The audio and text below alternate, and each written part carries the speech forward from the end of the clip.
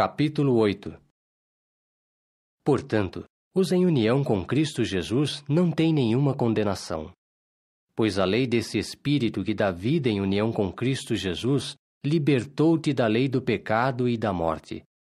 Porque, havendo incapacidade da parte da lei, enquanto ela estava fraca por intermédio da carne, Deus, por enviar o seu próprio Filho na semelhança da carne pecaminosa e concernente ao pecado, condenou o pecado na carne, para que a exigência justa da lei se cumprisse em nós, os que andamos não de acordo com a carne, mas de acordo com o Espírito. Pois os que estão de acordo com a carne fixam as suas mentes nas coisas da carne, mas os que estão de acordo com o Espírito, nas coisas do Espírito. Pois a mentalidade segundo a carne significa a morte, mas a mentalidade segundo o Espírito significa vida e paz. Porque a mentalidade segundo a carne significa inimizade com Deus, visto que não está em sujeição à lei de Deus, de fato nem pode estar. De modo que os que estão em harmonia com a carne não podem agradar a Deus. No entanto, vós estáis em harmonia não com a carne, mas com o Espírito, se o Espírito de Deus verdadeiramente morar em vós. Mas se alguém não tiver o Espírito de Cristo, este não pertence a ele. Se, porém, Cristo está em união convosco, o corpo deveras está morto por causa do pecado, mas o Espírito é vida por causa da justiça. Então, se morar em vós o Espírito daquele que levantou a Jesus dentre os mortos, aquele que levantou a Cristo Jesus dentre os mortos também vivificará os vossos corpos mortais por intermédio do seu Espírito que reside em vós. Assim, pois, irmãos, não temos obrigação para com a carne, para viver de acordo com a carne. Pois se viverdes de acordo com a carne, certamente morrereis. Mas se pelo Espírito entregardes à morte as práticas do corpo, vivereis. Porque todos os que são conduzidos pelo Espírito de Deus, estes são filhos de Deus.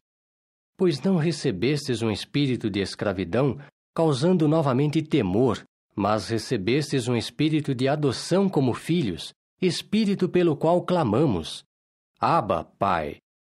O próprio Espírito dá testemunho com o nosso espírito de que somos filhos de Deus. Então, se somos filhos, somos também herdeiros, deveras herdeiros de Deus, mas co-herdeiros de Cristo, desde que soframos juntamente, para que também sejamos glorificados juntamente.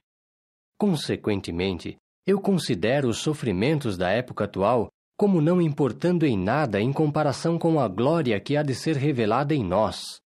Pois a expectativa ansiosa da criação está esperando a revelação dos filhos de Deus. Porque a criação estava sujeita à futilidade, não de sua própria vontade, mas por intermédio daquele que a sujeitou, à base da esperança de que a própria criação será também liberta da escravização à corrupção, e terá a liberdade gloriosa dos filhos de Deus. Pois sabemos que toda a criação junta persiste em gemer, e junta está em dores até agora. Não somente isso, mas também nós mesmos, os que temos as primícias, a saber, o Espírito, sim, nós mesmos gememos em nosso íntimo, ao passo que esperamos seriamente a adoção como filhos, sermos livrados de nossos corpos por meio de resgate.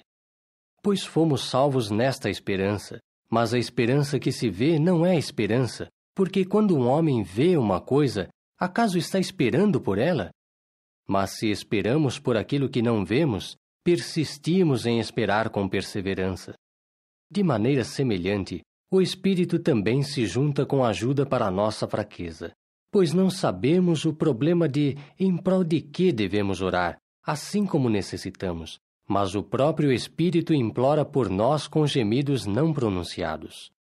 Contudo, aquele que pesquisa os corações sabe o sentido do Espírito, porque está intercedendo de acordo com Deus a favor dos santos.